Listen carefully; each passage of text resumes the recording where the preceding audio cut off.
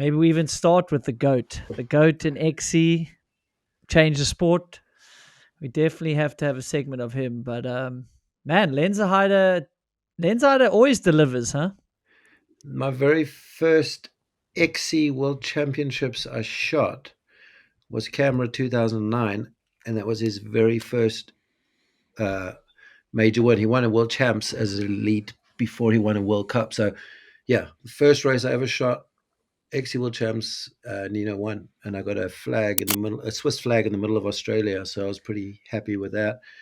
We can pop it in this podcast. Um, yeah, pretty. Yeah, I mean, Champere, to follow up Champere, it's always like hard to go to a World Cup after a World Champs. But then the Lenzerheide, basically just the whole Nino story. The Nino story basically just kept it exciting the whole weekend. And often these days I'll skip shooting cross country, but there was no way I was missing this one. Capturing his Yeah, first win, I wanted to capture his last race. that's why we delayed recording, is because you were going to shoot XE. But as you said, I mean, you couldn't write a better script for that ending.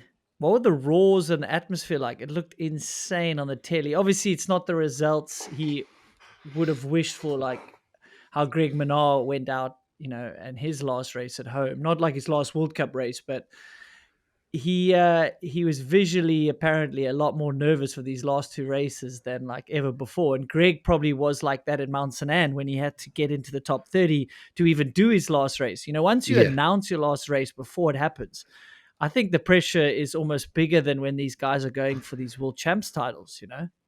Well, and like Daniel, like Greg had to qualify, which thankfully and luckily he did, so we could actually see him. And same with across country, they have the 80%, and you got to be within that top 80% so you don't get pulled. And they literally had a backup plan that if he gets pulled before the last lap, they would let him wait kind of, and then everyone else finishes the race, and then he comes and does his swan song.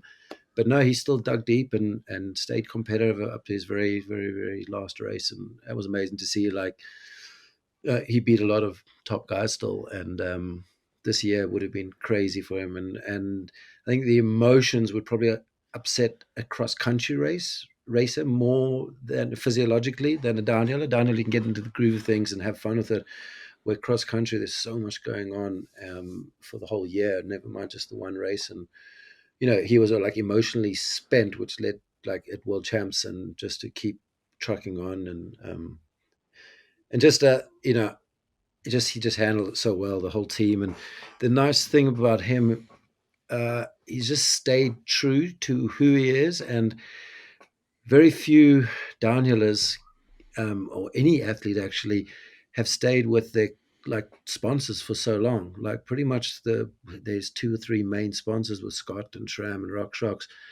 They've stayed together and in that team with Frishy for his whole career, which has really been admirable to see. Not just jumping around from paycheck to other paycheck or yeah. So it's just it's a generational. He's definitely the go-to.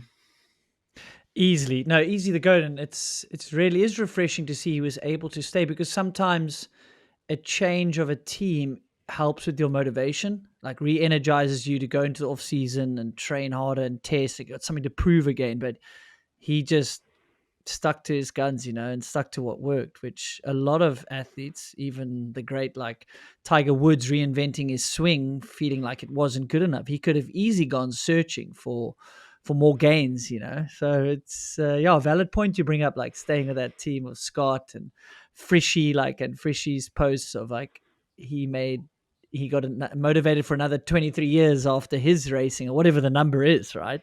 It's a Yeah, I mean, huge number. Like, yes, age is a little less of an issue in cross country, and you see him in epic. Like, he'll probably do epic a bit more, I would guess, and that you can have an older engine, for lack of a better term. But age catches up with everyone, man.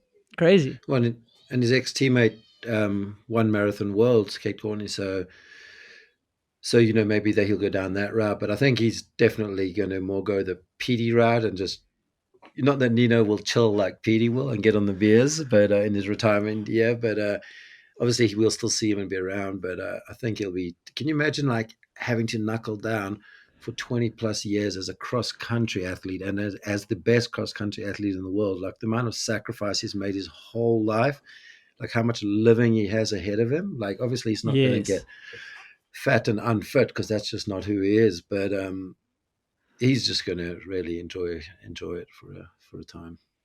No, I can imagine. Just like on the downhill side now, I mean, every gain comes from a sacrifice that you delay, right? So like Yeah. Nino is fun, like on the bike. Like I can't wait to invite him to one of Brendan and I's stupid projects. Like Yeah, he doesn't really have an excuse to say no now. I mean, I think he still has his place in Cape Town in Stellenbosch, so I'm sure he'll be having more. He'll be wearing baggier clothes the next few rides with you. Yeah, definitely. And maybe he'll even bring an e-bike because he always says don't bring an e-bike, and I always do take an e-bike if I can help it. Well, when But we were anyway, shooting, we were shooting Death Grip 2 with Omri and Brendan. Speaking of Omri, another winner. On in Somerset West, we were on that ridge and we saw Nino right at the bottom of the mountain, and we just like witnessed. He was obviously doing interval training, but I've never seen. He basically got up the mountain quicker than we did in the 4x4 shuttles, and he just was smashing like minute long intervals, just doing like I don't know, like 100 meters of vertical in like a minute. It was ridiculous. We thought he was on an e-bike and he wasn't. He's just smashing it. But anyway, we yeah, it'll be digress. interesting to see what. No, it'll be interesting to see how he deals with it. The lack of focus, like he's only had this one goal his life, since he was a little kid. So it'll be interesting to catch up with him, have more beers than recovery drinks, hopefully, or some nice wine when he's in Stellenbosch. And yeah, it'll be awesome. So selfishly, definitely gonna probably get him on the pod. I've talked to Frishy about it, so I'm just putting it out in the universe. You can put in the comments you want to hear from Nino. But we are here to speak downhill.